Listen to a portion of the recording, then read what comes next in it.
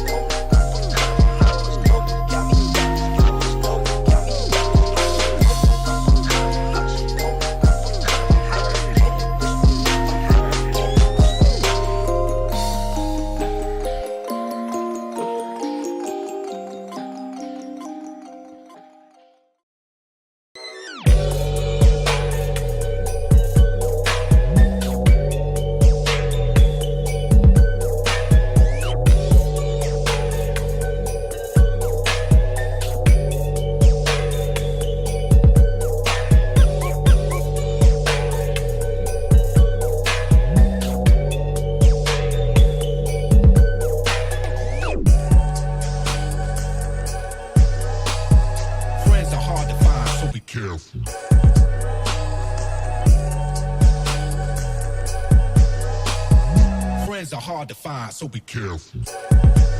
Alright guys, so I got the valve cover off and I decided that before I take the timing belt off and start disassembling it anymore, that I was going to check the valve clearances between each of the valves, like the bucket and the cam, just to see if I would need to get new shims or whatnot, because you know, you never know with these old engines. Alright, so I got this feeler gauge from Advanced Auto a few days ago. And I'm just going to start going around checking the tolerances for each of the cam and the buckets. And to check the valve clearance, the cam has to be like completely off of the bucket. Like, it's the exact opposite of what it would be if it was hitting the bucket. See, I'll show you right here. See how that cam lobe is completely opposite of the bucket? And then right here, this cam lobe is directly on top of the bucket, hitting the bucket. So you gotta check it. You gotta stick the feeler gauge underneath, right between the bucket, which is that thing right there, and then the cam lobe. Okay, And you also gotta do the same for the exhaust side. As you can see, this one is completely opposite bucket, and that one is, that's not directly on the bucket, but I think that one is directly on the bucket. It's kind of hard to see, but since you can't see it, it's like underneath here. Alright, so I spent about an hour trying to translate the Russian manual I had to find out if these were the valve clearance specs, and turns out they are. So the top one, the 0.17 to 0.27 millimeter, that one's the intake, and the other ones are the exhaust for manual and automatic. So let's get to it. Alright, so the intake one is supposed to be between 0.17 and 0.27. So this first one is 0.203, and let's see how it goes in here.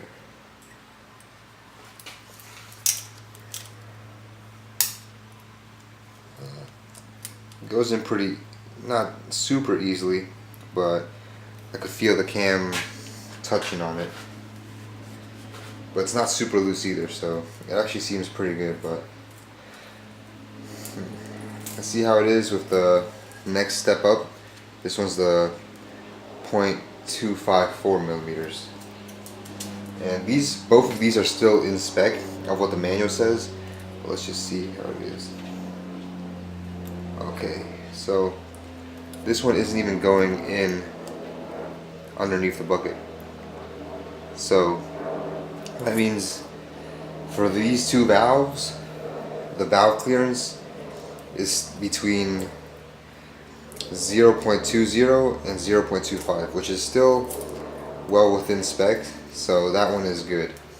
Alright, and then let's crank the engine and move on to the second set of valves.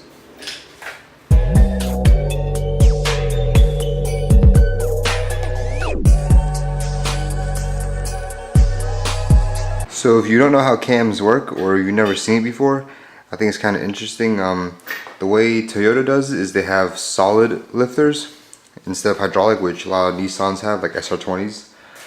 The cam, this is part of the cam, this is the lobe. They hit the bucket and it pushes it down, which opens the valve. So this one is, the valves are closed on these two because you see the cam lobe's not on it, and these two, the valves are open because it's being pushed down on by the cam lobe. And when your engine spins, this is what happens. Friends are hard to find, so be careful.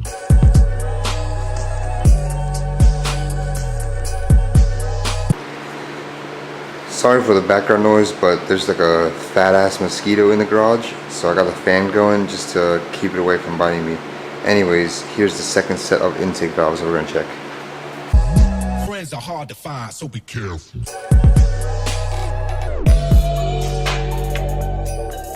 So, okay. I thought it wasn't going through, but I actually had two of them stacked on top of each other. Okay. Yep, the smallest one, the 0.203 one's going through, but it's still kind of tight, like it's getting caught on the cam before I can even pull it out. So it's definitely around there, and I'm pretty sure that the 0.254 one won't even slip in, just like before. Yep.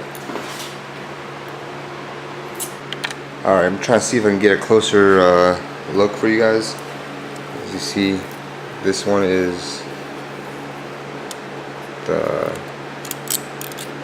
0.20 right there, 0.203 I mean, and we're going to try to slip it in beneath the cam. Alright, and it goes in, but when you try to pull it out, it's kind of tight, so definitely still within spec. And if I try the 0.25 one, it probably won't even go in. Yeah, you see right there, doesn't even go in. Alright, so second set of intake valves, still in tolerance, and that's a good thing. Let's continue on with the rest of the valves.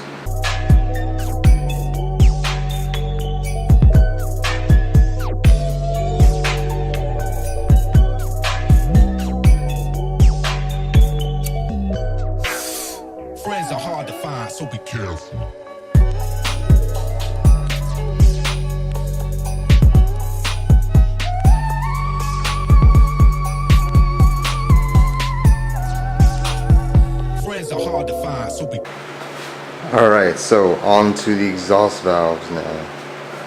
Careful.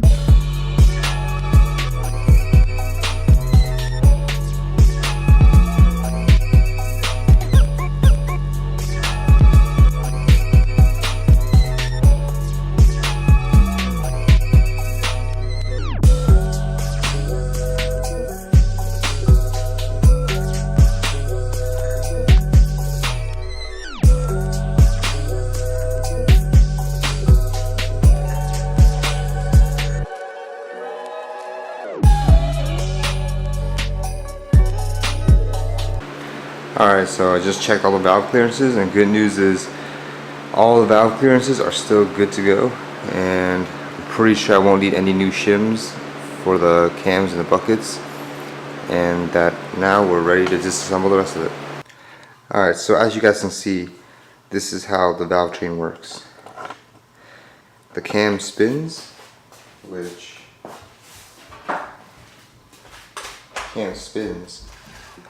and then the lobes push the bucket down, which causes the valves to move. And as you can see right here,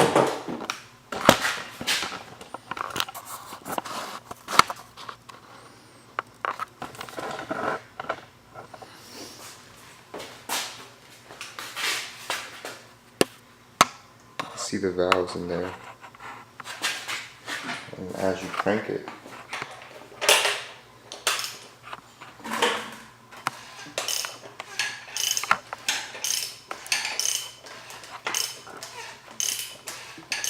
they open up and they close up.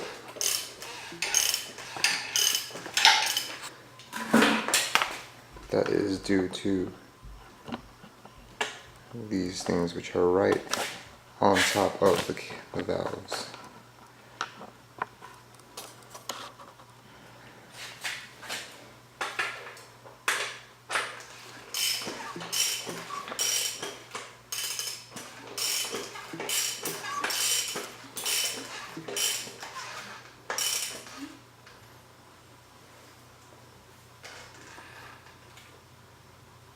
Alright, so now we're back at top dead center.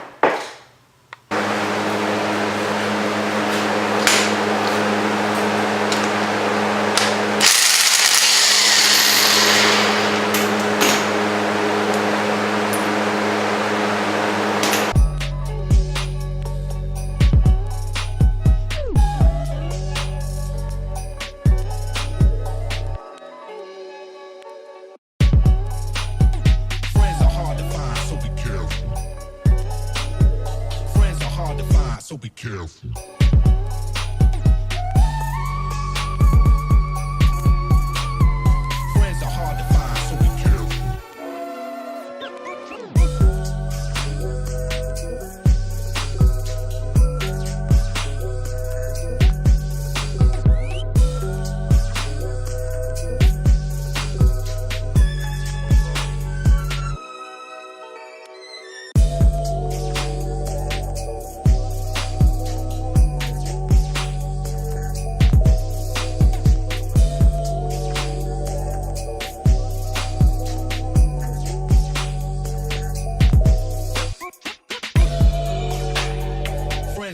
find, so be careful. Friends are hard to find, so be careful. Friends are hard to find, so be careful. Friends are hard to find, so be careful. Friends are hard to find, so be careful. This video is mainly to show you guys how I check the valve clearance for cams. Probably still gonna polish the cams anyways, because it looks a little rough, but the tolerances are all good, so I'm not gonna need any shims, which is a good thing. Alright guys, so it's 2 a.m, it's getting late. I'm about to go to bed, and I hope you guys enjoyed the video. Remember, don't forget to like the video and subscribe to my channel if you haven't already. Stay tuned for the next video. See you next time.